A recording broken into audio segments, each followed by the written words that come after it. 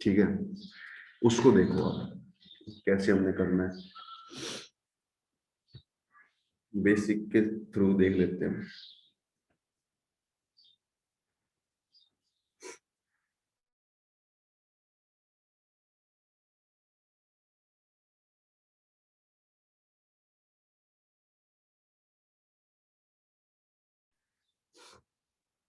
ठीक है भाई, करें स्टार्ट। देखो बात ये है कि जो हमारा ये टॉपिक है ना, मैथमेटिकल रीजनिंग, उसमें होगा क्या, उसमें हमारी कई सारी बेसिक चीजें आती हैं सेट्स वाली। ठीक है, कई सारी हम सेट्स वाली चीजें देखेंगे। सेट्स टॉपिक हम सबको आता है। ठीक है, सेट्स टॉपिक हम सबको आता है, तो कई सारा देखो, अगर आपको सेट्स आता है तो कई सारी चीजें इसमें होंगी जो आप बिल्कुल आसानी से कर सकते हो। ठीक है, कई सारी चीजें होंगी जो आप बिल्कुल आसानी के साथ कर सकते हो। ठीक है, तो समझे भाई क्या होता है। देखो, अब यहाँ पर मैथमेटिकल जो रीजनिंग है हमारा, वो सेट से रिलेटेड है। अगर आपको मैथमेटिकल रीजनिंग पूरा अच्छे से समझना है, तो अगर आपको सेट्स आता है तो आप काफी हेल्प आपको मिल सकती है। ठीक है, काफी हेल्प आपको मिल सकती है, आप काफी कुछ कर सकते हो अगर आपको ये सब आता है तो। सेट को क्या आता है, सेट्स आता है। ठीक है, अब देखो, थोड़ा बहुत बेसिक कर लेते हैं 5 मिनट। एक होता है सेंटेंस। आप मुझे बताओ सेंटेंस क्या होता है। सेंटेंस इंग्लिश में, सेंटेंस होता है कोई भी बात जो इंग्लिश में कोई लाइन लिखी हो तो उसको सेंटेंस बोलते हैं, कोई भी लाइन। जैसे टुडे इज संडे, ये कोई सेंटेंस है इंग्लिश का, आप समझ रहे हो। जैसे टुडे इज संडे, मान लो ये सेंटेंस है। आवाज आ रही है आपको, क्लियर आवाज। Yes sir. हम्म, देखो आप थोड़ा सा हैंग सा हो रहा है लैपटॉप। अगर ये लिख लिख दिया मैंने कि टुडे इज संडे, तो आप मतलब बताओ क्या मतलब है इसका। ये कोई भी सेंटेंस है, आज संडे है, कोई भी सेंटेंस है। अब ये सेंटेंस जो है, ये स्टेटमेंट कब बन जाएगा। देखो ये सेंटेंस है कोई भी इंग्लिश का, टुडे इज संडे, ये कोई भी इंग्लिश का सेंटेंस है। ठीक है, ये हमारा क्या है, सेंटेंस। अब ये जो सेंटेंस है, कब ये मैथमेटिकल स्टेटमेंट बनेगा, ध्यान देना, कब ये मैथमेटिकल स्टेटमेंट बनेगा। तो मैं, कोई भी सेंटेंस मैथमेटिकल स्टेटमेंट तब बनता है, कब, कोई भी सेंटेंस मैथमेटिकल स्टेटमेंट तब बनता है जब, होगा क्या, जब वो सेंटेंस या तो ट्रू होगा या वो फॉल्स होगा। ध्यान देना आप, कोई भी जो सेंटेंस है वो मैथमेटिकल स्टेटमेंट कब बनता है, या तो वो ट्रू होगा या वो फॉल्स होगा। ठीक है, जब सेंटेंस या तो ट्रू हो कि हाँ सच है, या वो फॉल्स हो कि नहीं झूठ है। अगर कोई बात जो है वो ट्रू और फॉल्स है ही नहीं, तो उसको स्टेटमेंट नहीं बोल पाएंगे हम। आप समझ पा रहे हो किसको। एक बार मैं दरवाजा बंद कर देता हूँ ताकि शोर ना आए। आप बताओ कोई बात अगर सच या गलत नहीं है, तो उसको स्टेटमेंट नहीं बोल पाएंगे। एग्जाम्पल आप दे सकते हो इसका कि कोई बात ना तो सच है ना झूठ है।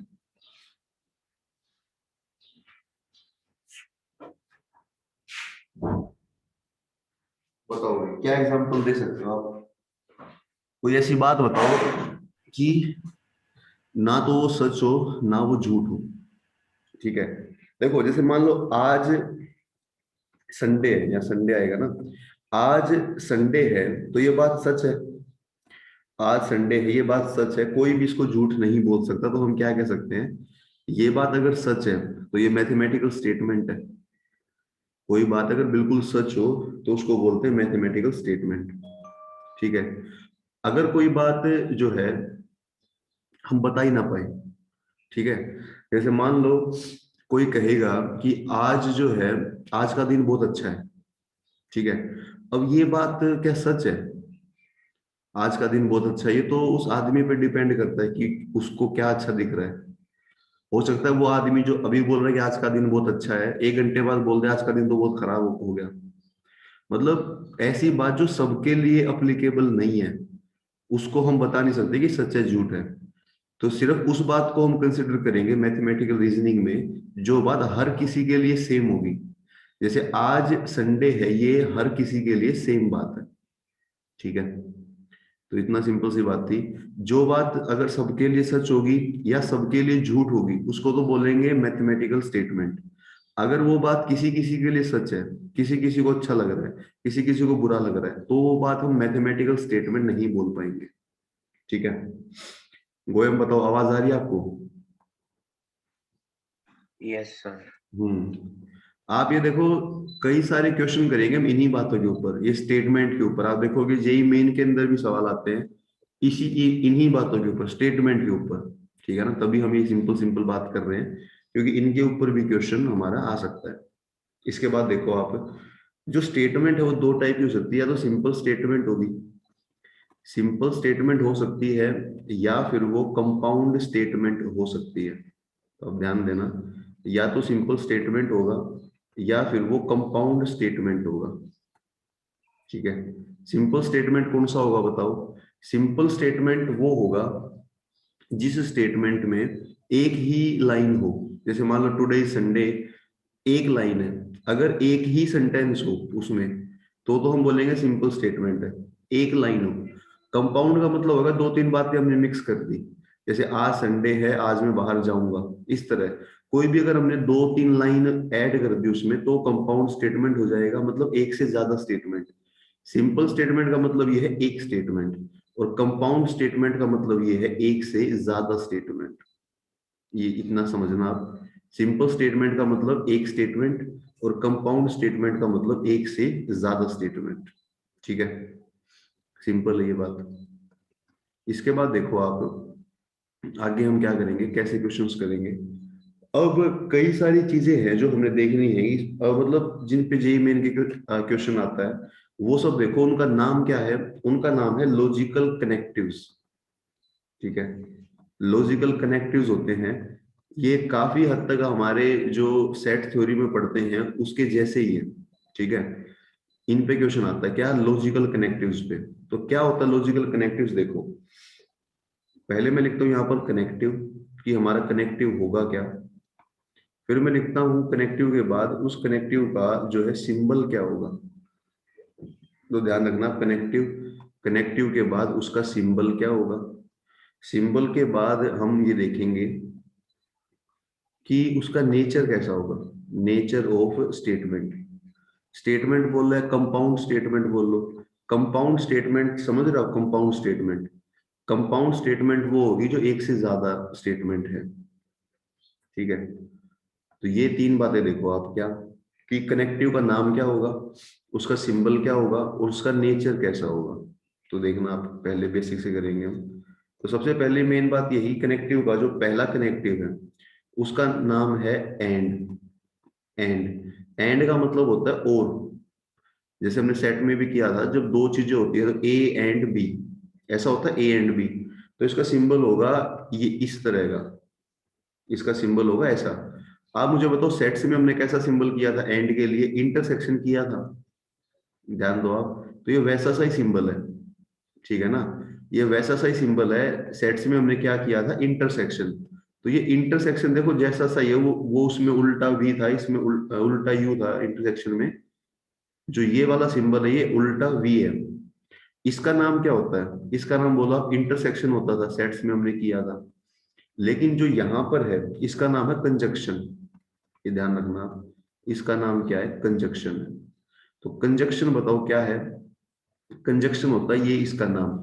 जैसे उल्टे यू का नाम हमारा इंटरसेक्शन होता है, ऐसे ही उल्टे वी का नाम हमारा क्या होता है? बोलो आप, कंजक्शन होता है। सिंपल है, उल्टे वी का नाम हमारा कंजक्शन होता है। फिर दूसरी बात, दूसरा सिंबल होता है और का। तो मैंने बताया काफी हद तक सेट्स से मिलता जुलता चैप्टर है। अगर हमें सेट्स आता है तो ये सवाल भी हम आसानी से कर सकते हैं, बस दो तीन बात हमें एक्स्ट्रा पता करनी है। दूसरा सिंबल और है, और होगा वी की शेप का, और इसका नाम होगा डिसजंक्शन। ठीक है, यहाँ पर नाम क्या बोलते हैं हम? डिसजंक्शन बोलते हैं। और उल्टा जो यू है वो हम क्या बोलते हैं सेट्स में? यूनियन। ठीक है, तो आप ध्यान रखना, ये उल्टा वी तो कंजक्शन है, और उल्टा जो ये वी है ये हमारा डिसजंक्शन है। आप आसानी के लिए बेशक इसका देखो नाम तो पता कर ही लो, कि जो उल्टा वी है वो हमारा कंजक्शन है, और जो ये वी है वो हमारा डिसजंक्शन है। पर आप इसको बेशक आसानी से ये वी इसको यूनियन बोल लो बेशक आप, क्योंकि हमें सेट्स में सेम पढ़ाया हमने। और जो ये उल्टा वी है इसको आप इंटरसेक्शन बोल लो, और इनका मतलब भी सेम है। आप ध्यान रखना, जो काम सेट्स में इंटरसेक्शन करता था वही काम इसमें मैथमेटिकल रीजनिंग में कंजक्शन करेगा। जो काम सेट्स में यूनियन करता था वही काम सेट्स में डिसजंक्शन करेगा। इतना आप ध्यान रखना, ठीक है। चलो भाई, इसके बाद देखो, इसके बाद ये है, अगर हमें ऐसे दे दिया जाए, देखो एंड हो गया और हो गया, इसके बाद एक स्टेटमेंट आती इफ और देन वाली। इफ और देन का मतलब कोई स्टेटमेंट दे देगा कि अगर मैं आज सुबह उठा तो मैं ये काम करूंगा, या अगर मैं मॉल में गया तो मैं ये चीज लाऊंगा। मतलब इफ और देन वाली स्टेटमेंट आती है, अगर ऐसा हुआ तो ये होगा।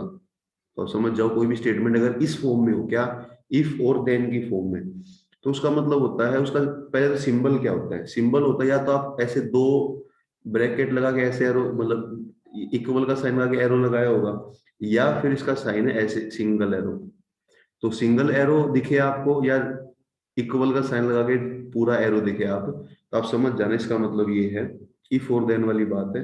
और इसका नाम क्या है, इसका नाम है इम्प्लीकेशन, ठीक है। इसका नाम है इम्प्लीकेशन, और इम्प्लीकेशन बोल लो इसको, या फिर आप कंडीशनल भी बोल सकते हो, ठीक है। तो आप मुझे बताओ, इम्प्लीकेशन हो गया और इसी का नाम और क्या हो गया, कंडीशनल। तो अब ये समझ चलते ना, इम्प्लीकेशन हो गया और इसी का नाम क्या होगा, बोलो आप, कंडीशनल हो गया। तो ये इस दोनों का नाम है। इफ और देन का मतलब आप समझो, एक तो इम्प्लीकेशन हो गया और एक हमारा क्या हो गया, कंडीशनल। इतना क्लियर है, सिंपल है। तो अब मुझे तो तीन सिंबल हमने कर लिए, एंड वाला यानी कंजक्शन हमने कर लिया, डिसजंक्शन हमने कर लिया, और ये एरो वाला सिंबल है। देखो, या तो इसका सिंबल सिंगल एरो है या डबल एरो, इसका नाम क्या है, या तो इम्प्लीकेशन बोल लो आप, या फिर आप बोलो कंडीशनल। फिर बात नंबर 4, बात नंबर 4 हमारा ये है, अगर ऐसे दे दे if and only if, if and only if अगर ये हमें दिया हो, इसको आई डबल एफ से भी लिख सकते हो आप, I double F. I double F का मतलब यही होता है if and only if. If and only if का मतलब कि अगर ये काम होगा तो ही दूसरा काम होगा, ठीक है ना। पूरी कंडीशन लगा दी इन्होंने कि अगर ये काम होगा तो ही वो काम हो सकता है। तो इसका सिंबल क्या होता है इफ एंड ओनली इफ का, या तो ऐसे सिंबल होता है दोनों तरफ एरो, या फिर एक एरो पे दोनों तरफ ऐसे। मतलब अगर दोनों साइड एरो है उसका मतलब ये है कि इफ एंड ओनली इफ। तो इसको हम या तो बोलते हैं इक्विवेलेंस, ये ध्यान रखना, या तो बोलते हैं इक्विवेलेंस, या इसको बोलते हैं बाई कंडीशनल। देखो, ऊपर वाला तो कंडीशनल है, ठीक है, लेकिन नीचे वाला बिल्कुल श्योर हो जाता है कि अगर ये काम होगा केवल तब होगा जब ये दूसरा काम 100% होगा, इफ एंड ओनली इफ, ठीक है। ऊपर वाले में थोड़े ना होने के चांस भी हैं, लेकिन फोर्थ वाले में तो बिल्कुल ही जो है फिक्स हो जाता है। तो ये ध्यान रखना आप, ये पांचवा है हमारा, लास्ट है। पांचवा है अगर नोट आ जाए। अब नोट तो हमें पता है सिंपल, नोट का सिंबल कैसे होता है, ये इस तरह का बना दे आपको। इसका मतलब होता है निगेशन। निगेशन का मतलब वो काम नहीं होगा, ठीक है। जैसे हमने सेट्स में भी किया था, सेट में अगर ध्यान हो, जैसे मान लो कोई एक सेट ए है, इसके ऊपर बार लगा देते हैं हम, या फिर इसके ऊपर डैश लगा देते हैं, या इसके ऊपर सील लिख देते हैं छोटा, इनका मतलब क्या होता है, कंप्लीमेंट, ठीक है। इनका मतलब कंप्लीमेंट होता था। तो ये वही बात है, सेम, ठीक है ना। तो ये वही सेम बात है। तो आप ये देख लो कि ये हमारे लॉजिकल कनेक्टिव्स कौन कौन होता है और कितने होते हैं। तो आप देख लो, हमारा हुआ क्या है, एंड हो गया, और if then, if and only if, और नोट हो गया। तो ये 5 सिंबल एक बार इनको नोट कर लो, कोई डाउट है तो मेरे से पूछ लो आप।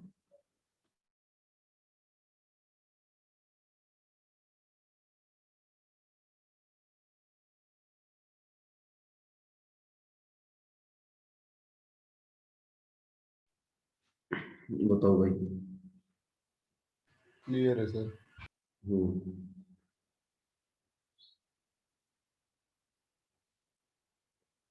Clear sir. मैंने फिर नोट कर लिया आपने इसको।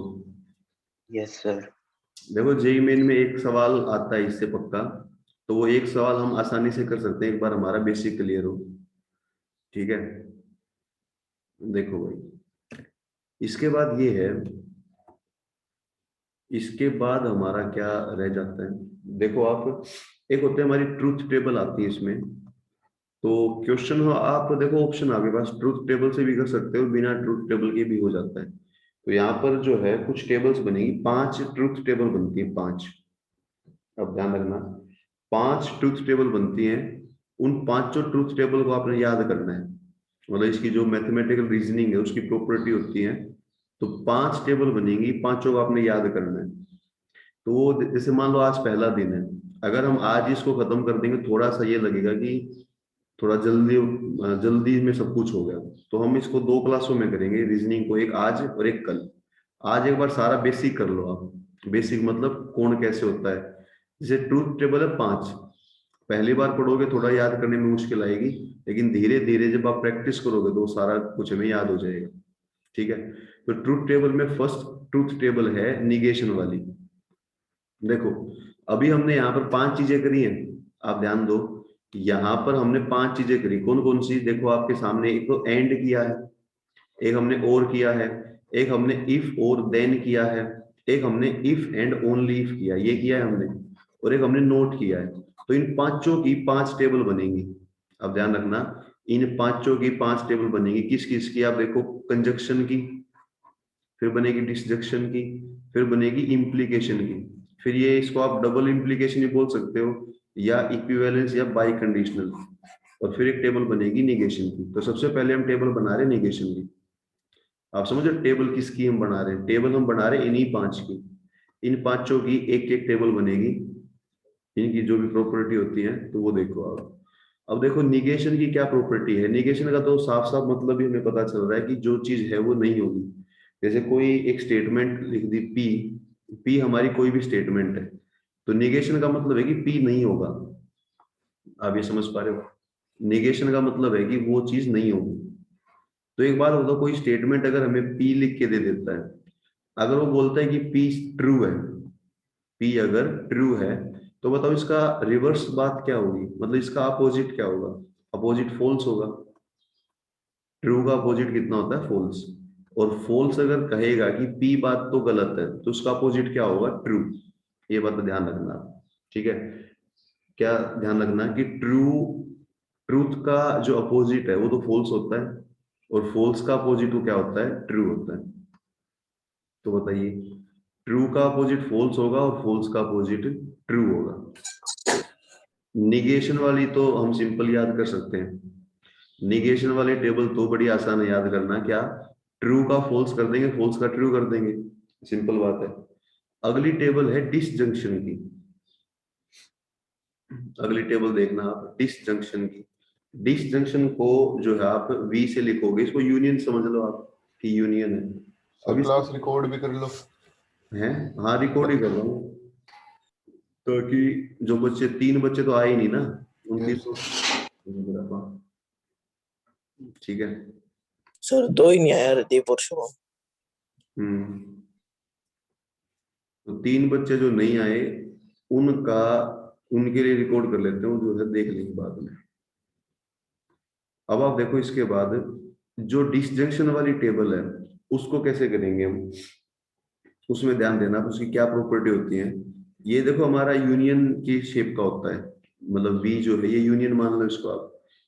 तो इसमें एक चीज तो पी है, पी मतलब कोई स्टेटमेंट है, एक स्टेटमेंट क्यू है, क्यू दूसरी स्टेटमेंट है। तो इनका अगर हम पी डिसजंक्शन क्यू लेंगे, या पी यूनियन बोल के देख लो आप इसको, यूनियन की आगे में याद है सारा, और हमने करने भी सेट के प्रॉपर्टी से, तो इसको यूनियन मान के चलो आप, क्योंकि सेम प्रॉपर्टी लगती दोनों में। तो आप मुझे बताओ, पी यूनियन क्यू में कैसी प्रॉपर्टी, कैसी टेबल बनेगी, वो देखो आप। दोनों ट्रू है तो क्या होगा, दोनों फॉल्स है तो क्या होगा, ठीक है। तो प्रॉपर्टी क्या है, इसकी प्रॉपर्टी होती है कि अगर ये ट्रू है, ये ट्रू है, तो हम मानते हैं ट्रू, ठीक है, दोनों ट्रू है तो ट्रू होगा।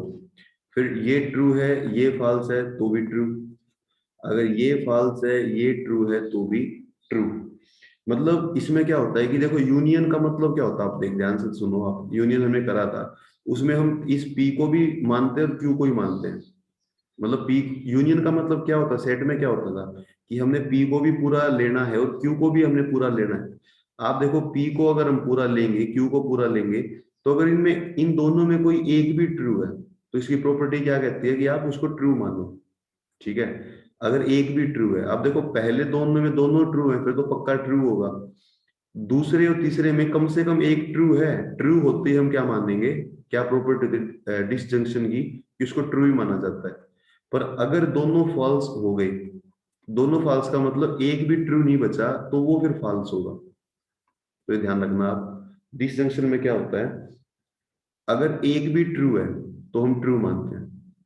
तो इसको आप आराम आराम से लिखो, क्या होता है इसमें, आउटपुट इज ट्रू, ये प्रॉपर्टी है, output is true even if one of them is true, ये होता है। ठीक है, मतलब आउटपुट हमारा ट्रू होता है, अगर एक भी ट्रू है तो हम ट्रू मानते हैं यूनियन में। यूनियन मतलब डिसजंक्शन में। तो ये डिसजंक्शन कंजक्शन में आप थोड़ा कंफ्यूज हो जाओगे, तो इसको यूनियन मान के कर लो आप। तो यूनियन में क्या होता है कि अगर एक भी ट्रू है तो हम उसको ट्रू मानेंगे। ठीक है, ये प्रॉपर्टी डिसजंक्शन की। चलें भाई, ये टेबल बना लो आराम आराम से, तो धीरे धीरे सब दिमाग में सेट होगा कि जो यूनियन है उसमें एक भी ट्रू है तो ट्रू मानते हैं, और निगेशन में क्या करते हैं, उल्टा होता है, ट्रू का फॉल्स और फॉल्स का ट्रू। निगेशन में उल्टा होता है, ट्रू का तो फॉल्स होता है और फॉल्स का ट्रू होता है।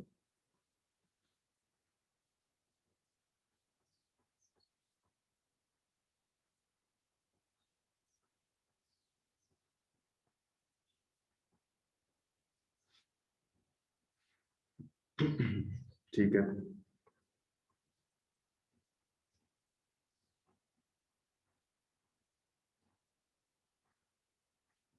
चलिए भाई तीसरा करें, जल्दी Yes, करो। sir. तीसरा जो है हमारा वो है कंजक्शन। अब कंजक्शन बोल रहा है, इंटरसेक्शन बोल लो आप, इसकी टेबल कैसे बनेगी, ट्रूथ टेबल। जो कंजक्शन है हमारा उसको हम इंटरसेक्शन फॉर्म में लिखते हैं। अब इसकी टेबल ऐसे बनती है, ध्यान से देखना आप। इसकी टेबल क्या बनेगी, जैसे हमारा एक स्टेटमेंट तो P है और एक स्टेटमेंट Q है, तो यहाँ इनका P इंटरसेक्शन Q हो जाएगा, कंजक्शन बोल लो इसको आप।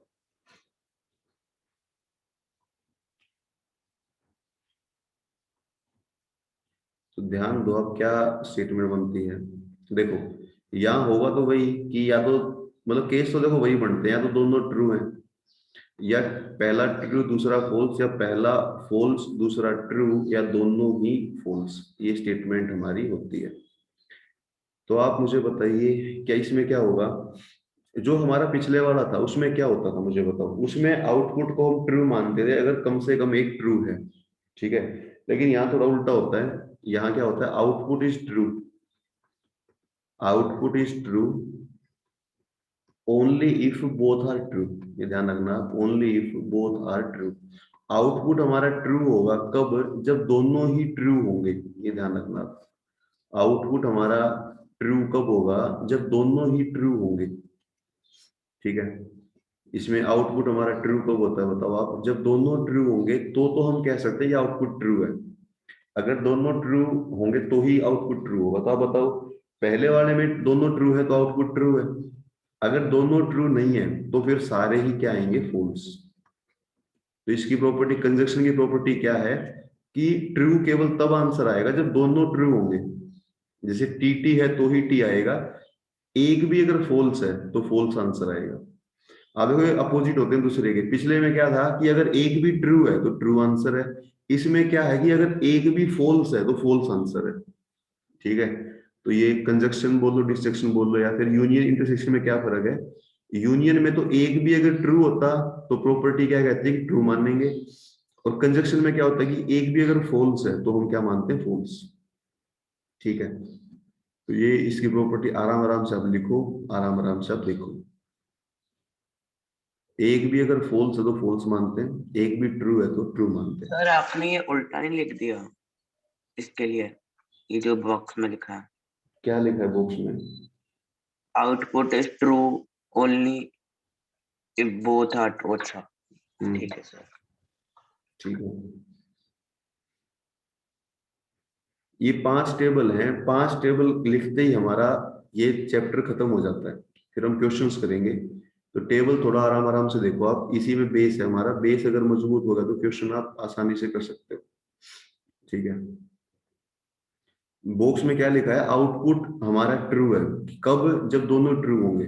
अब देखो फर्स्ट वाले में दोनों ट्रू है तो हमारा आउटपुट भी ट्रू है, पर अगर दोनों ट्रू नहीं है तो हमारा क्या होगा? फॉल्स होगा। फिर तो आप देखो नीचे तीनों में एफ एफ एफ है। चले भाई आगे चलें।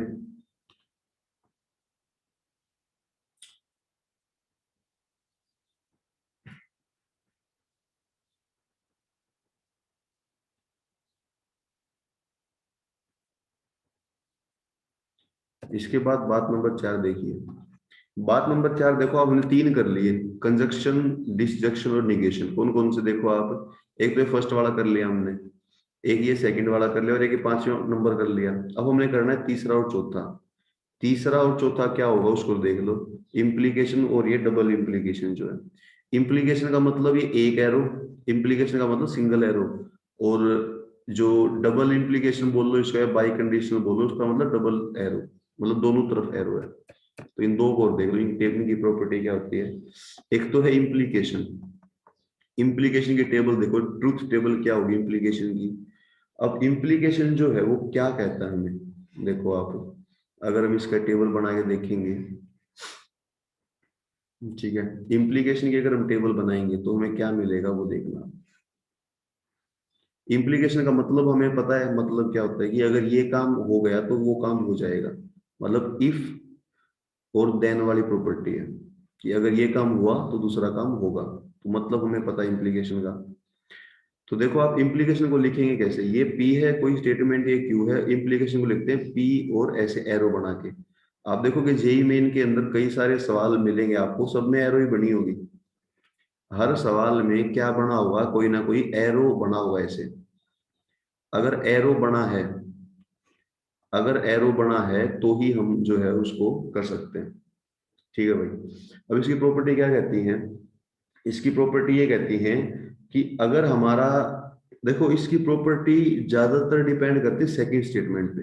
अच्छा देखो टेबल की शुरुआत तो वही होती है, तो ट्रू, दोनों ट्रू है, या ट्रू फॉल्स है, या फॉल्स ट्रू है, या फिर फॉल्स फॉल्स है। ठीक है, अब इसकी प्रॉपर्टी क्या कहती है कि जो हमारी सेकंड स्टेटमेंट है, ध्यान रखना इसको हमने कैसे देखना है।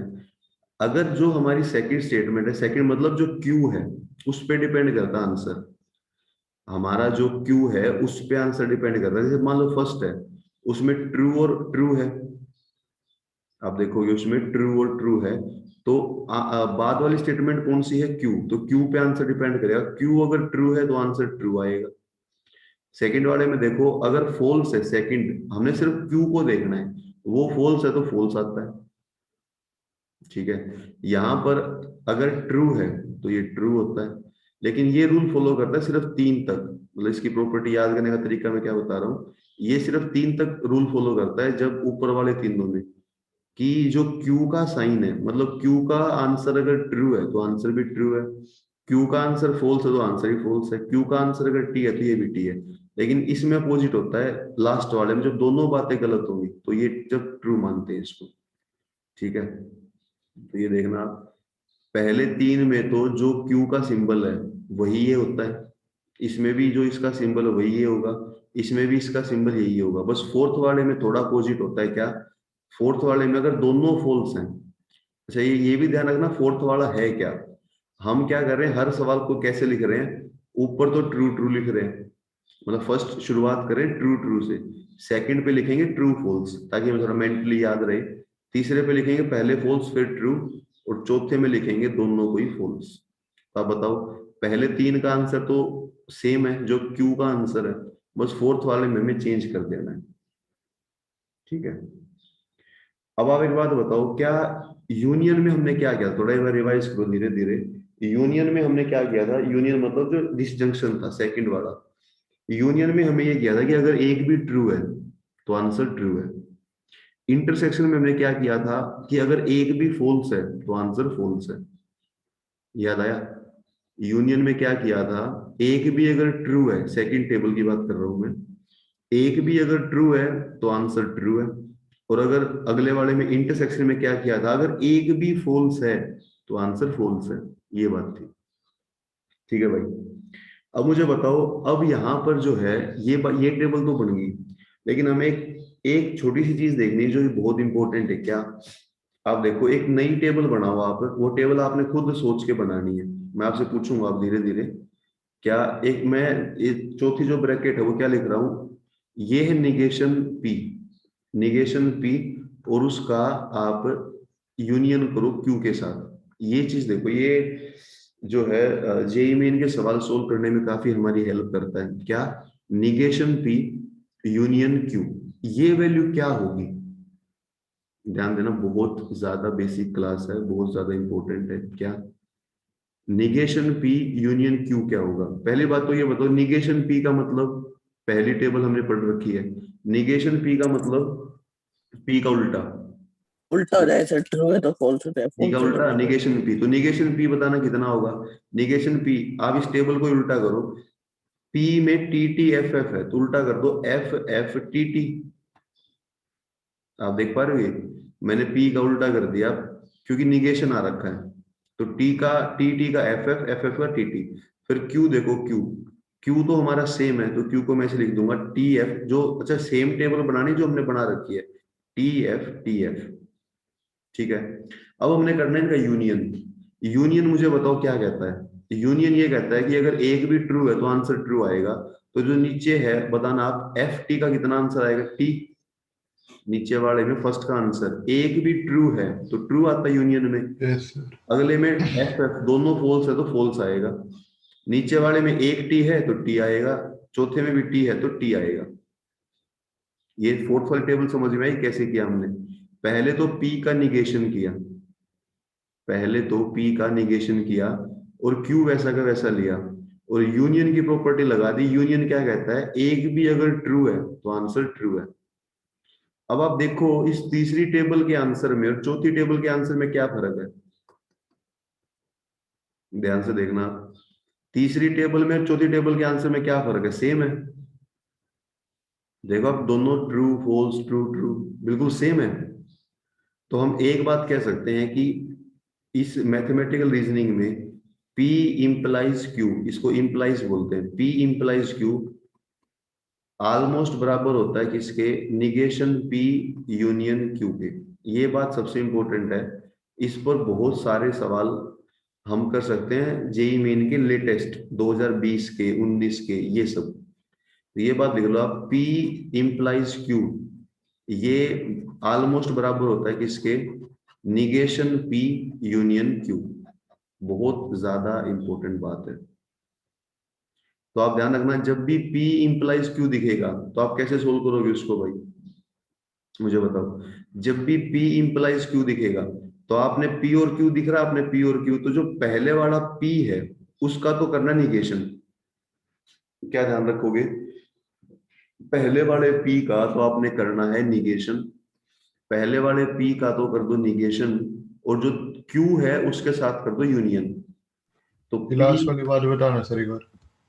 लास्ट वाली बात ये है, लास्ट वाली बात तो मैं बताई नहीं, मैंने बोला है कि दोनों सेम है। अरे नहीं, ये वाली येलो वाली।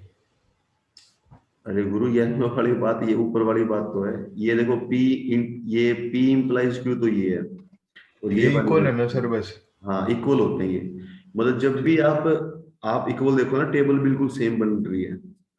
जब भी P इंप्लाइज Q दे देगा आपने, आपको कभी भी अगर P इंप्लाइज Q देगा तो आपने यही करना है क्या, कि जो पहले वाला P है, जो पहले वाला P है उस P का तो लेना है निगेशन, पहले वाले P का तो लेना है निगेशन, और Q के साथ लेना है यूनियन। ठीक है, तो P इंप्लाइज Q का मतलब क्या है? P का तो निगेशन और Q के साथ उसका यूनियन। इसको नोट कर लो, बहुत ज्यादा इंपॉर्टेंट बात है। ठीक है,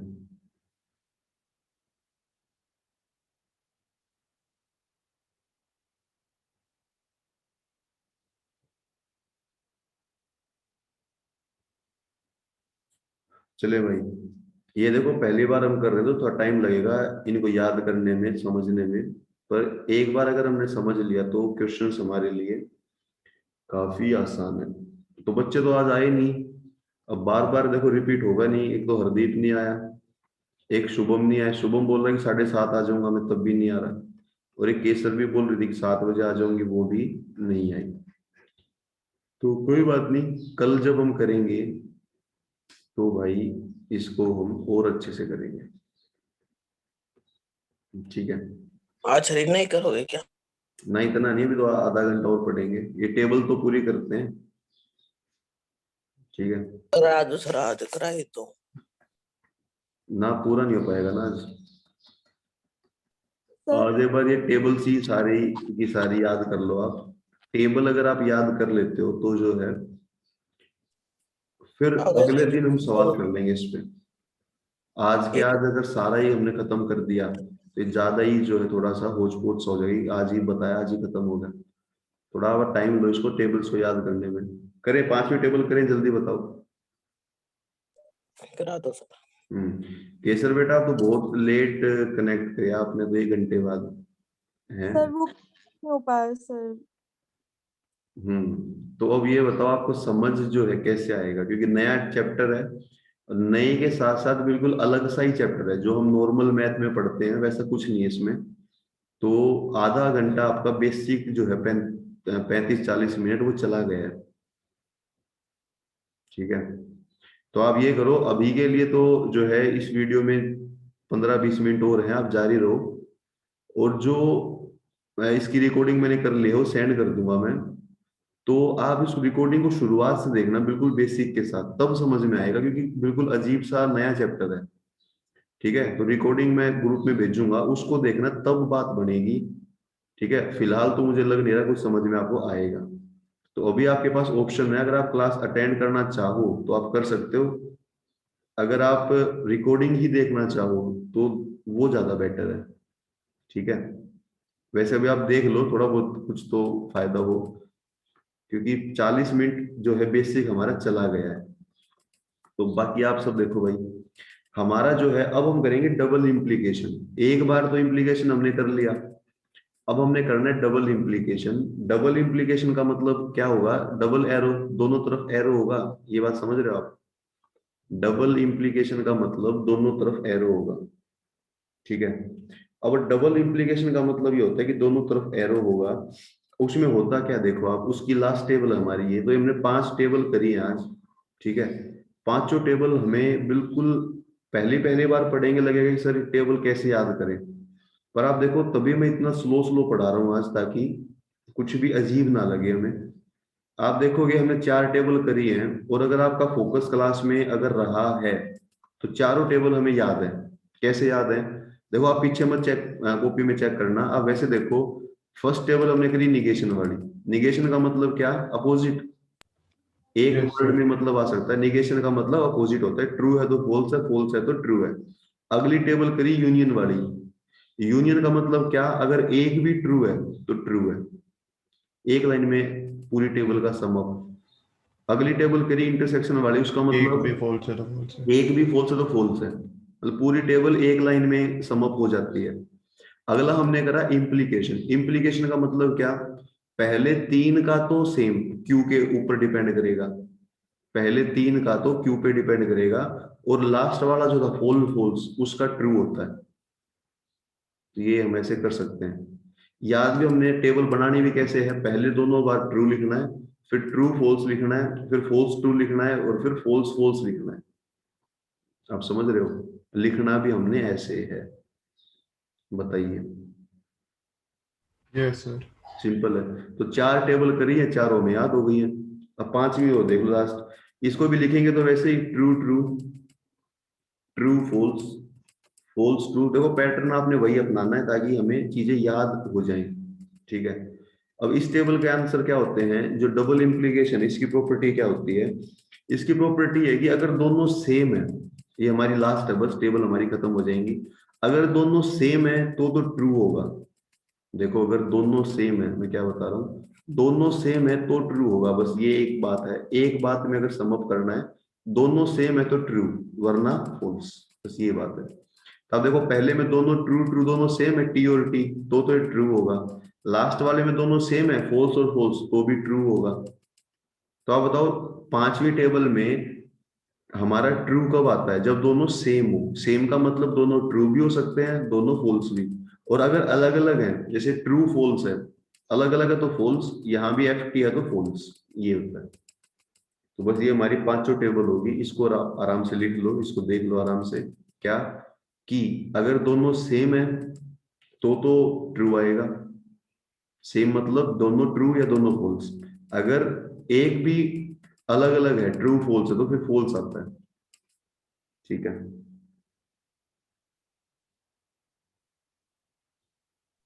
यस सर। ये नेसेसरी होता है कि हम पहले ट्रू ट्रू ही लिखेंगे, ट्रू फॉल्स भी लिख सकते हैं पहले। केसर बेटा, लिख तो हम पहले कुछ भी सकते हैं, लेकिन हमने बस अपने जो है पहली टेबल ऐसे बना दी टीटी, तो हमने उसी को कंटिन्यू कर दिया। आप एफ टी मतलब तीसरे नंबर एफ टी है, इसको भी फर्स्ट पे लिख सकते हो, वो तो मर्जी है आपकी। ठीक है, वो आपकी मर्जी है, आप कैसे भी कर लो। लेकिन जो है एक हमने हमारा एक पैटर्न बना दिया कुछ भी, और उसी को फॉलो कर रहे हैं हम। क्या? पहले दोनों ट्रू, फिर true false, false true, false false, ताकि हमें याद हो जाए चीजें। ठीक है, किसी टेबल में तो आप पहले टी टी लिखोगे, किसी में टी एफ लिखोगे, किसी में एफ एफ लिखोगे, फिर आप बिल्कुल कंफ्यूज हो जाओगे बुरी तरह कि होगा क्या। ठीक है, तो एक फिक्स पैटर्न हमने अपना लेके ऐसे लिख देंगे तो हमें जल्दी याद हो जाएगा। ठीक है। जेई मेन के लिए बहुत इंपॉर्टेंट बात मैंने बताई थी पिछले टेबल में, क्या? ध्यान दो एक बार, कि अगर P इंप्लाइज Q है, तो वो हम बताना एक बार बिना देखे। P इंप्लाइज Q का मतलब P का तो लेंगे निगेशन, नेगेशन, P का तो P लेंगे पहले वाले का तो निगेशन, और यूनियन ले लेंगे assumption, Q के साथ। क्यू का। ये होता है, ये जेई मेन में इतनी इंपॉर्टेंट चीज है। कल की जो क्लास होगी हमारी अगली क्लास, उसमें मैं क्वेश्चन कराऊंगा, आप देखोगे सारे क्वेश्चन इसी पर बेस है, इस एक बात पर। क्या? अगर P इंप्लाइज Q है, तो पहले वाले का तो निगेशन लेना है, और उनके बीच में यूनियन लेना, बस इतना सिंपल है। अच्छा, जब डबल इंप्लाइज का मतलब ये होता है, देखो डबल इंप्लाइज है हमारा P दोनों तरफ एरो है। ठीक है, जो डबल इंप्लाइज है हमारा, डबल इंप्लीकेशन हमारा, उसका मतलब उसको हम अगर ओपन करना चाहें तो ये होता है P इंप्लाइज कर रहा है कि Q है। मतलब P क्या इंप्लाइज कर रहा है कि P होगा तो तब Q होगा, और बीच में आता है फिर इनका इंटरसेक्शन, और फिर Q वो भी P को इंप्लाइज कर रहा है। आप ये देखो ना, डबल इंप्लाइज का मतलब क्या है कि P तो Q को इंप्लाइज कर रहा है। इंप्लाइज मतलब कि अगर P होगा तो Q होगा, तो इफ और वाली कंडीशन। और Q इंप्लाइज कर रहा है P को, कि Q होगा तो P होगा। ठीक है, तो डबल इंप्लाइज का मतलब P इंप्लाइज Q और Q इंप्लाइज P, और बीच में आ जाएगा यूनियन, ये इंटरसेक्शन। अब मुझे बताओ P इंप्लाइज Q का मतलब क्या है? P इंप्लाइज Q, इसका मतलब हम पिछले वाले प्रॉपर्टी से लिख सकते हैं। P इंप्लाइज Q का मतलब negation of P union Q, लिख सकते हैं भाई, ये लिख सकते हैं ना। और यस सर। यहाँ Q इंप्लाइज P का मतलब negation of Q union P, ये होता है। बताइए, ये मतलब पिछली प्रॉपर्टी है जो मैंने सबसे इंपॉर्टेंट प्रॉपर्टी बताई आपको, जो जेई मेन में कई सारे सवाल हमारे सोल्व करने में हेल्प करेगी।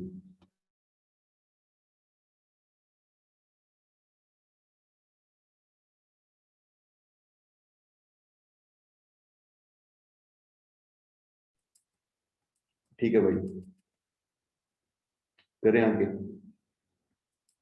तो आज की क्लास में हम ये करेंगे, इस चैप्टर की सारी थ्योरी हम कर लेंगे। अब ध्यान देना, इस चैप्टर की सारी थ्योरी हम कर लेंगे, और अगली क्लास में जब आप आओगे तो आपने क्या करना है, इसकी थ्योरी पढ़ के आनी है। क्योंकि अगली क्लास में मैं 15 के करीब क्वेश्चन कराऊंगा सिर्फ, और क्वेश्चन होंगे सिर्फ जेई मेन के, और क्वेश्चन कौन से होंगे? 18 के, 19 के, 20 के। तो हम ये देखेंगे जेई मेन के क्वेश्चन, जितनी थ्योरी हमने करी है उसके बेस पर हम कैसे सारे के सारे सवाल कर सकते हैं। ठीक है, तो ये हम कल करेंगे। आज एक बार थ्योरी कंप्लीट कर लो आप, और थ्योरी क्योंकि पहला ही दिन है तो इसको थोड़ा पढ़ के आना आप थ्योरी को।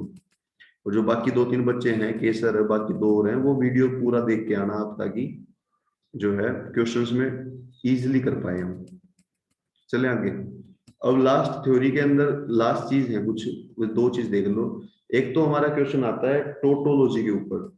आपको कुछ भी बात दे देगा और कहेगा कि क्या एक टोटोलॉजी है। टोटोलॉजी, देखो टोटोलॉजी क्या है। एक होता है फैलेसी। फैलेसी क्या है? ये 2 चीजें होती हैं। एक तो टोटोलॉजी होती है मैथमेटिकल रीजनिंग में, और एक होती है फैलेसी क्या है। जो टोटोलॉजी है उसका क्या मतलब होता है और फैलेसी का क्या मतलब होता है। टोटोलॉजी हम तब बोलते हैं जब जो हमारी, देखो ट्रूथ टेबल है, ध्यान रखना, जो हमने 5 ट्रूथ टेबल करी है, उस ट्रूथ टेबल का जो लास्ट कॉलम है, ट्रूथ टेबल का जो लास्ट कॉलम कौन सा होता है बताओ। लास्ट कॉलम मतलब जहां हम आंसर लिखते हैं कि ट्रू होगा या फॉल्स होगा। जो लास्ट टेबल है, मतलब लास्ट कॉलम है हमारा ट्रूथ टेबल का, अगर उसमें जो है सारे ही ट्रू हो, कभी किसी भी केस में, मतलब ट्रूथ टेबल हम जितनी भी हमने बनाएंगे किसी की भी, अगर सारे ट्रू हो तो उसी को हम बोलेंगे टोटोलॉजी। ठीक है। मान लो टेबल हमने 2 ही केस बनाए और दोनों केस ट्रू हैं, ध्यान रखना आप, अगर हमने 2 ही केस बनाए और दोनों केस ट्रू हैं तो हम कहेंगे कि ये टोटोलॉजी है। टोटोलॉजी का मतलब सारे केस होने चाहिए ट्रू। जैसे आप देखोगे इस 5वें में अगर आप चारों केस लोगे तो टी एफ एफ टी चारों चीज आ रही है, मतलब टी भी आ रहा है, एफ भी आ रहा है। लेकिन अगर सपोज और आप पहला बॉक्स बनाते हो और आप जो है 4th बॉक्स बनाते हैं टी टी और एफ एफ, तो आंसर क्या आता? पहले बॉक्स का आंसर ट्रू है और चौथे बॉक्स का आंसर ट्रू है। सपोज ये दो ही चीजें आपसे एग्जाम में पूछी है, तो जो टेबल बनाओगे आप तो दोनों ट्रू आएंगी हमारी, और 2 ही करने हमने, तो दोनों ट्रू का मतलब सारे ट्रू हो गए। 2 ही करने हैं, दोनों ट्रू हैं, तो उसको हम बोलेंगे कि हाँ ये टोटोलॉजी है। टोटोलॉजी का मतलब सारे कॉलम सिर्फ क्या हो, ट्रू हो। और पहले से आप समझ जाओ कि जो लास्ट कॉलम है ट्रूथ टेबल का, last column of truth table, जो ट्रूथ टेबल का हमारा लास्ट कॉलम है, उसमें सारा का सारा आंसर फॉल्स अगर हो, उसको बोलते हैं फैलेसी। फैलेसी कब होगा? जब सारे कॉलम फॉल्स होंगे। टोटोलॉजी कब होगा? जब सारे कॉलम ट्रू होंगे। ये ध्यान रखना आप।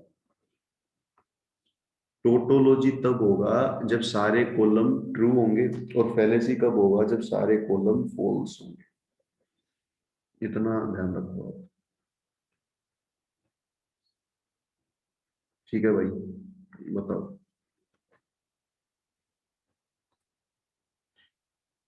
मैंने आपको वीडियो की Yes, sir. क्लास की शुरुआत में बताया था कि जो मैथमेटिकल रीजनिंग है, अगर आपको सेट्स टॉपिक अच्छे से आता है, सेट्स अगर अच्छे से आता है तो हम मैथमेटिकल रीजनिंग को सेट्स के हिसाब से कर लेंगे। ठीक है। अब देखो टोटोलॉजी का, अगर मैं मान लो टोटोलॉजी का क्वेश्चन है, ध्यान देना आप। देखो अब मैं बताता हूँ क्या, कोई भी मैथमेटिकल रीजनिंग एमआर, इसका कोई भी क्वेश्चन है तो हमारे पास उसको करने के 2 तरीके हैं, ध्यान देना आप। मैथमेटिकल रीजनिंग के आप जो भी क्वेश्चन देखोगे उनको करने के हमारे पास 2 तरीके हैं। या तो हम करें ट्रूथ टेबल से, ध्यान देना, या तो हम करें ट्रूथ टेबल से, ट्रूथ टेबल हम सारी की सारी कर चुके हैं, या हम करें सेट्स की प्रॉपर्टीज से। ध्यान देना, सेट्स की प्रॉपर्टी, सेट्स की प्रॉपर्टी में सेट्स की प्रॉपर्टी भी आ गई, उसमें वेन डायग्राम भी आ गया। डायग्राम जो हमने एक बार सेट्स में किया था, कि इसे पूरा डायग्राम बना के ए और बी, ये सब हमने कर चुके हैं हम सेट्स टॉपिक अच्छे से। तो बताओ सेट्स की प्रॉपर्टी भी सारी आ गई और वेन डायग्राम भी सारा आ गया। तो मैथमेटिकल रीजनिंग का सवाल करने के हमारे पास 2 तरीके हैं। कौन कौन से 2 तरीके हैं? या तो ट्रूथ टेबल के हिसाब से करें, या सेट्स की प्रॉपर्टी या वेन डायग्राम के हिसाब से करें। ट्रूथ टेबल के हिसाब से भी सवाल को कर सकते हैं, उसमें टाइम लगता है, ट्रूथ टेबल को याद करना पड़ता है, कई बार आदमी कंफ्यूज हो जाता है, ट्रू आएगा फॉल्स आएगा। लेकिन सेट्स वाला तरीका ज्यादा आसान है, सेट्स वाला तरीका काफी इजी रहता है। और सेट्स वाले में भी क्या, वेन डायग्राम, हम डायग्राम बना सकते हैं। क्यों डायग्राम बना सकते हैं? मैंने आपको बता दिया कि जो ये वाला सिंबल है, ये वाला यूनियन है, और जो ये वाला सिंबल है, ये वाला इंटरसेक्शन है, तो ये सारा खेल ही किसका हो गया? अब सेट्स का हो गया। तो आप मैथमेटिकल रीजनिंग के सवाल दो तरीके से कर सकते हो, ट्रूथ टेबल के हिसाब से भी या फिर वेन डायग्राम या सेट्स के हिसाब से भी। इतना क्लियर है? अब देखो, अगर हम सेट्स के हिसाब से कर रहे हैं तो जो टोटोलॉजी है, टोटोलॉजी का मतलब क्या होता है? सेट्स के हिसाब से। टेबल के हिसाब से क्या मतलब होता है कि सारी बात ट्रू है, लेकिन सेट्स के हिसाब से हमेशा ध्यान रखना, टोटोलॉजी हम केवल तब बोल पाएंगे जब हमारा जो कोई भी क्वेश्चन है उसको सोल्व करेंगे तो हमारा अगर यूनिवर्सल सेट आता है, ध्यान रखना, अगर हमारा यूनिवर्सल सेट आता है तो हम बोलेंगे कि टोटोलॉजी है। और फैलेसी कब बोलेंगे? जब हमारा नल सेट आता है तब। मतलब इन्हीं चीज को मैं, टोटोलॉजी को और फैलेसी को मैं सेट्स के हिसाब से बता रहा हूं आपको। यूनिवर्सल सेट कब आएगा? जब हम, मतलब टोटोलॉजी कब होगा? जब यूनिवर्सल सेट होगा। और फैलेसी कब होगा? जब नल सेट होगा। सिंपल है। यूनिवर्सल सेट अगर हमारा आंसर आ जाता है, अब क्वेश्चन करेंगे तब ज्यादा क्लियर होगा, तो आप यही लिख लो कि टोटोलॉजी का मतलब सेट्स के हिसाब से क्या होता है? Universal set. और फैलेसी का मतलब सेट्स के हिसाब से क्या होता है? Null set. आंसर में अगर यूनिवर्सल सेट आ रहा है हमारा तो टोटोलॉजी कहेंगे। आंसर में अगर हमारा जो है नल सेट अगर आ गया, फाइन, तो फैलेसी। वो फैलेसी है। सिंपल है। ठीक है, चलिए भाई आगे। लास्ट 5 मिनट प्रॉपर्टी में करा देता हूँ। ये सब नोट्स आपने बना ही लिए हैं, तो नोट्स पढ़ के आपने कल या जब भी हमारी अगली क्लास तब आपने आना है। ठीक है, देखो भाई, प्रॉपर्टीज क्या है? जो हमारा स्टेटमेंट है ना, मतलब हमने स्टेटमेंट करी है, जो भी हमारी स्टेटमेंट है इनकी कुछ प्रॉपर्टीज होती हैं। वो प्रॉपर्टीज क्या होती हैं? वो प्रॉपर्टीज आप सारी एक बार देख लो आपकी क्या क्या प्रॉपर्टीज होती हैं। तो ये 6 प्रॉपर्टी हैं, 6 की 6 प्रॉपर्टी देख लो आप। क्या? प्रॉपर्टी नंबर 1, अगर आपको प्रॉपर्टी आती है ना तो यकीन मानो ट्रूथ टेबल की भी जरूरत आपको नहीं पड़ेगी। मतलब प्रॉपर्टी कैसी प्रॉपर्टी है? सेट्स वाली प्रॉपर्टी है, वो मैथमेटिकल रीजनिंग में भी लगती है। तो आपको ट्रूथ टेबल भी याद करने की जरूरत नहीं है अगर आपको प्रॉपर्टी आती है। हाँ, सवाल आप दोनों से कर सकते हो, ट्रूथ टेबल से भी कर सकते हो और प्रॉपर्टीज से भी कर सकते हो। तो पहली प्रॉपर्टी, प्रॉपर्टी बिल्कुल सारी की सारी सेट्स के ऊपर आधारित है। तो बताओ, अगर दो के बीच यूनियन होगा, दो के बीच यूनियन हो तो ये पी ही आएगा। मान लो दो स्टेटमेंट हैं और दोनों स्टेटमेंट के बीच यूनियन है, तो वो क्या आता है? बोलो आप। तो वो पी ही आता है। इसी में दूसरी बात है, अगर दो स्टेटमेंट के बीच में इंटरसेक्शन है तो वो भी पी ही आता है।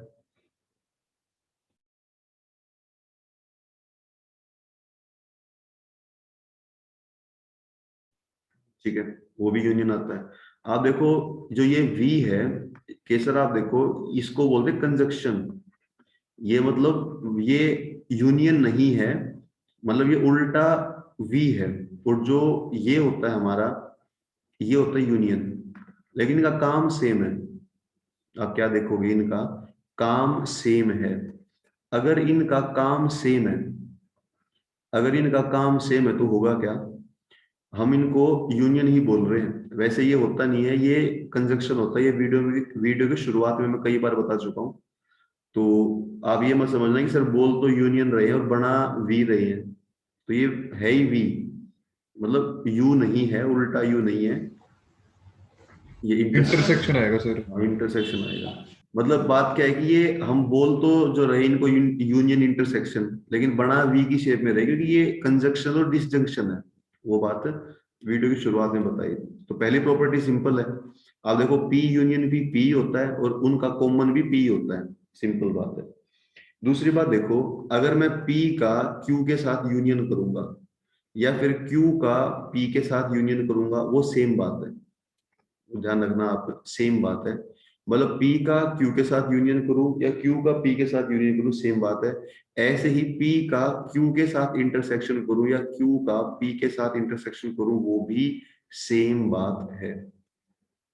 ठीक है, तो क्या सेम बात है मुझे बताओ?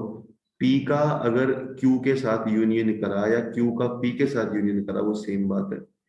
अगर P का Q के साथ इंटरसेक्शन करा या Q का P के साथ इंटरसेक्शन करा, वो भी सेम बात है। दो दो सिंपल सिंपल बात है ये। ठीक है, ये कंजंक्शन और इंटरसेक्शन एक ही बात है ना? कंजक्शन और इंटरसेक्शन एक ही बात है।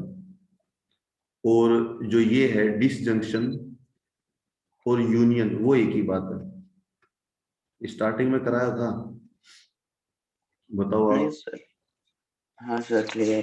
ठीक है, कंजंक्शन और यूनियन एक ही बात है, लेकिन हमने सब कुछ सेट्स के हिसाब से करना है। आप देखो कई सवाल में तो हम वेन डायग्राम बनाएंगे, इसलिए मैं क्या कर रहा हूँ कि कंजंक्शन को हम ये इंटरसेक्शन ही बोल रहे हैं और डिसजंक्शन को हम यूनियन ही बोल रहे हैं, ताकि हमें, ये सेट्स हमें आता है तो हमें बहुत हेल्प मिलेगी क्वेश्चंस करने में। ठीक है भाई, तो दो प्रॉपर्टी ये होगी, सिंपल सिंपल प्रॉपर्टी है, कोई खास नहीं है। तीसरी प्रॉपर्टी देखो, अगर कभी ऐसा दिया हो P यूनियन Q, अब देखो इन पे बहुत सवाल आते हैं, P यूनियन Q और यूनियन R हो, अगर हमें तीन चीज दे रखी हो, क्या P यूनियन Q, मतलब P का Q के साथ यूनियन है और फिर उनका R के साथ यूनियन है, तो ये इसको हम कैसे लिख सकते हैं, इसको ऐसे लिख सकते हैं कि P को बाहर ले सकते हैं और Q और R का यूनियन कर सकते हैं। ये प्रॉपर्टी होती है, ध्यान रखना। अगर पहले तो यूनियन किसका है, लेफ्ट में देखो P और Q का, R बाहर है, ऐसे आप P को ही बाहर लिख सकते हो और Q और R का यूनियन कर सकते हो। और सेम अप्लाई करता है इंटरसेक्शन पे, अगर P और Q का इंटरसेक्शन है और R बाहर है तो P भी बाहर आ सकता है, तो सेम ही बात है, पर वो साइन सेम होने चाहिए, दोनों में यूनियन होना चाहिए, तो ऐसे बाहर हम निकाल सकते हैं। ठीक है, बात नंबर 4। लेकिन अगर साइन अपोजिट होंगे तो क्या होगा, देखो अगर सपोज करो P का यूनियन है और हमारा Q इंटरसेक्शन R दे रखा है, अब क्या होगा देखो, बाहर तो P का यूनियन है और अंदर Q और R में इंटरसेक्शन है, तो ध्यान देना जो ये हमारा P है ना, इसका यूनियन हमने लेना है। ध्यान दो आप, मैं क्या बोल रहा हूँ, हमने P का क्या लेना है, यूनियन।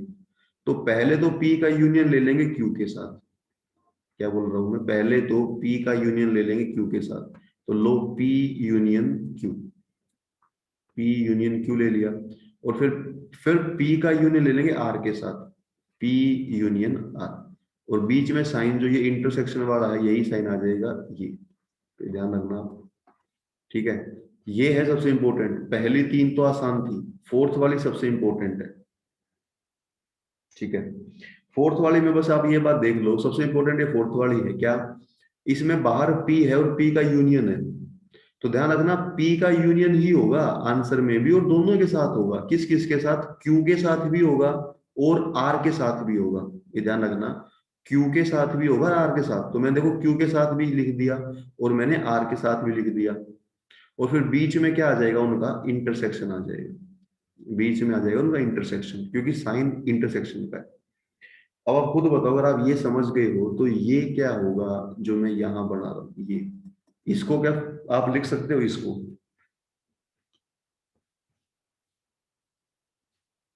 यहां पर P का इंटरसेक्शन है Q के साथ भी R के साथ भी, तो होगा क्या, एक बार तो P का इंटरसेक्शन होगा Q के साथ और एक बार P का इंटरसेक्शन होगा R के साथ।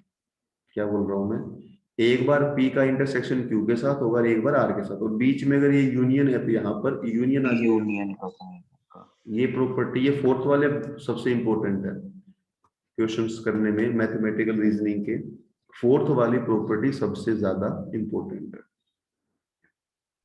सर थर्ड वाले में हम फर्स्ट वाले को ही बाहर लिख सकते हैं सिर्फ? थर्ड वाले में फर्स्ट वाले तो बाहर आया बेटा, देखो ये P फर्स्ट वाला यही तो बाहर आया है। नहीं सर, मैं पूछ रही हूँ सिर्फ फर्स्ट वाला ही बाहर लिख सकते हैं, या फिर जैसे क्यों हमने पहले लिख दिया। ना Q नहीं, सिर्फ फर्स्ट वाला, या तो फर्स्ट वाला लास्ट वाला, Q बीच में है तो बीच में रहता, देखो आप Q अगर बीच में है तो बीच में रहेगा, या तो P को अलग लिखो या Q को अलग लिखो। ठीक है, ओके सर। सर सेकंड में स्टार्टिंग में आपने यूनियन का साइन बनाया है डिस्ट्रक्शन का, कहाँ पर, तो सेकंड वाले में। अरे बेटा ये सारे ही, मतलब यूनियन का मतलब भी ये V ही है हमारा, यहाँ पे आपको अगर U भी दिख रहा है तो V ही मानो उसको, मतलब V और U सेम ही बात है। ठीक है, मतलब सेट्स अगर हम पढ़ रहे हैं तो ये U आ जाएगा, और अगर हम मैथमेटिकल रीजनिंग पढ़ रहे हैं तो V आ जाएगा, पर मतलब सेम है उनका, काम सेम है, मतलब सेम है। मतलब सेम है, काम सेम है, उसको बोल भी यूनियन रहे हैं, तो अगर V की जगह U भी बना दिख जाए तो आप समझ जाओ कि V ही है। ठीक है, अरे भाई 4 प्रॉपर्टी ये हैं, 2 प्रॉपर्टी और होंगी बस, फिर हमारा एक चैप्टर खत्म हो जाता है, चैप्टर की थ्योरी कंप्लीट हो जाती है। तब बस आप ये करना, अगली क्लास जब भी होगी आपकी थ्योरी पढ़ के आना और हमारा ये चैप्टर खत्म। 2 प्रॉपर्टी और देख लो, प्रॉपर्टी नंबर 5 और 6। प्रॉपर्टी नंबर 5 ये कहती है कि अगर कभी भी P का जो है Q के साथ यूनियन हो, या फिर P का Q के साथ इंटरसेक्शन हो, ध्यान रखना, P का Q के साथ यूनियन हो या इंटरसेक्शन हो और बाहर निगेशन दे रखा हो, ध्यान देना मैं क्या बोल रहा हूँ, बाहर निगेशन दे रखा हो, क्या दे रखा हो, बाहर निगेशन। अगर बाहर निगेशन दे रखा हो तो क्या आंसर आता है? ध्यान देना, जो ये निगेशन है ना, जो निगेशन है वो P के साथ भी आ जाएगा और वो Q के साथ भी आ जाएगा। ध्यान देना, ये जो निगेशन है P के साथ भी आएगा, Q के साथ भी, नीचे वाले में भी सेम, P के साथ भी निगेशन आएगा और Q के साथ भी निगेशन आएगा।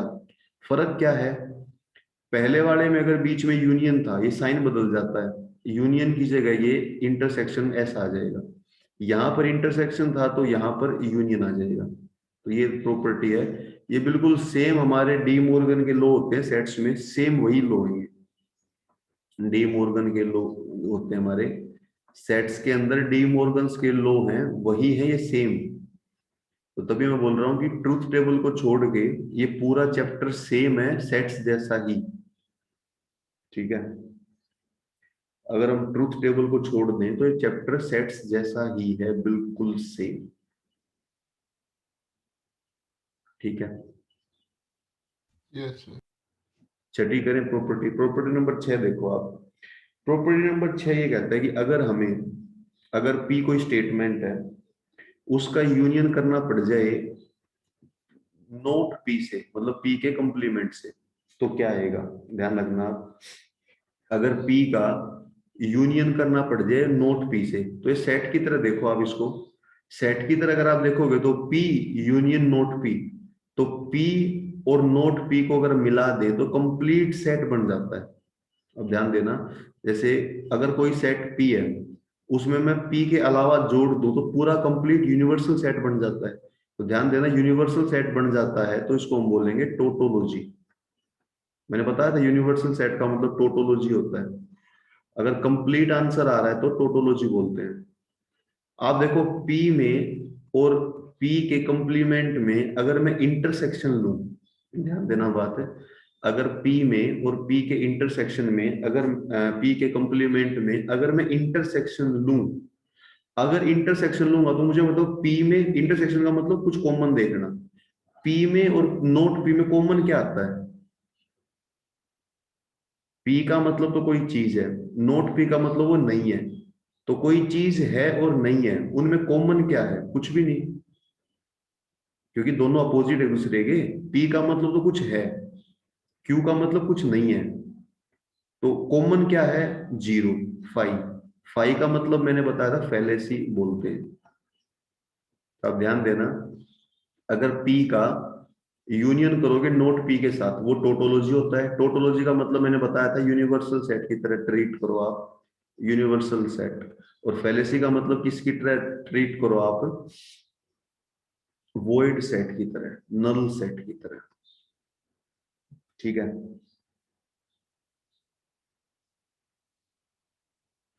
लास्ट प्रॉपर्टी देख लो। लास्ट प्रॉपर्टी इतनी आसान है कि आप यकीन नहीं करोगे कि ये जेईई मेन के अंदर आती है, और जेईई मेन के अंदर इसके ऊपर 3 सवाल आए थे पिछले साल 2020 में। आप एक बात देखोगे, पिछले साल 2020 में जेईई मेन के अंदर 3 सवाल आए थे 7वीं प्रॉपर्टी के ऊपर। वो इतनी आसान है कि आप यकीन भी नहीं करोगे कि सर पेपर में ये भी आता है। मतलब कोई 6th क्लास का बच्चा भी सोल्व कर सकता है, 6th का, 7th का, इतना आसान है, ठीक है वो, लेकिन आता है। तो अब देखो क्या प्रॉपर्टी है, अगर आपको कहीं भी ऐसे दे दिया जाए, कभी भी कैसे दे दिया जाए, P लिखकर आपको डबल एरो बना के दे दिया जाए, क्या? P लिखकर आपको डबल एरो बना के दे दिया जाए,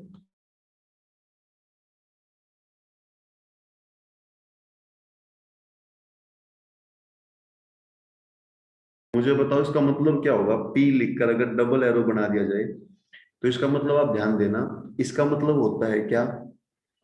कॉन्ट्रा पॉजिटिव बोलते हैं इसको, कॉन्ट्रा पॉजिटिव। अगर P लिखकर आपको डबल एरो बना देगा तो उसका मतलब होता है कॉन्ट्रा पॉजिटिव।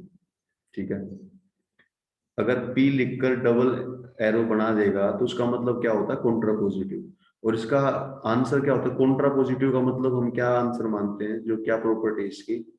आपने देखो पहले तो P लिखकर अगर वो ऐसे बना दे तो ये रिवर्स कर दो, पहले तो Q और P कर दो आप, रिवर्स Q और P, और उसको उल्टा कर दो आप। ध्यान रखना, कंट्रा पॉजिटिव का मतलब अगर P से Q है तो आप पहले तो उसको उल्टा करो। उल्टा कैसे? Q से P। मैं प्रॉपर्टी बता रहा हूँ क्या, इसका आंसर कैसे करना होता है हमने। वो ये कहेगा कि P इंप्लाइज कर रहा है कि Q है, इसका कंट्रा पॉजिटिव बताओ। तो कंट्रा पॉजिटिव कैसे बताएंगे हम? पहले तो उल्टा कर दो Q और P। उल्टा कर दिया हमने। उल्टा करने को हम बोलते हैं सिर्फ इनवर्स करना। कंट्रा पॉजिटिव क्या होता है? इस Q के आगे भी नोट लगाओ और P के आगे भी नोट लगाओ, ये आंसर है। ठीक है, Q के आगे भी नोट लगाना है और P के आगे भी नोट लगाना है, ये हमारा आंसर है। बताइए, कर लोगे? तो इसको एक बार लिख लो आप कॉन्ट्रा पॉजिटिव को। तो सवाल इस पे जो है मैं करके दिखाता हूँ अगली क्लास में, कि हाँ देखो क्वेश्चन हम 2-2 सेकंड में कर सकते हैं कॉन्ट्रा पॉजिटिव वाले। ठीक है, तो बताओ थ्योरी हमारी क्लियर हुई? आपकी थ्योरी समझ में आई इसकी, मैथमेटिकल रीजनिंग की? ये लिख लिया होगा आपने। एक बार मैं पीछे देखता हूँ। 7 प्रॉपर्टी तो ये कराई, देखो 3 तो इस पेज पे दिख रही है आपने, 4 ये प्रॉपर्टी।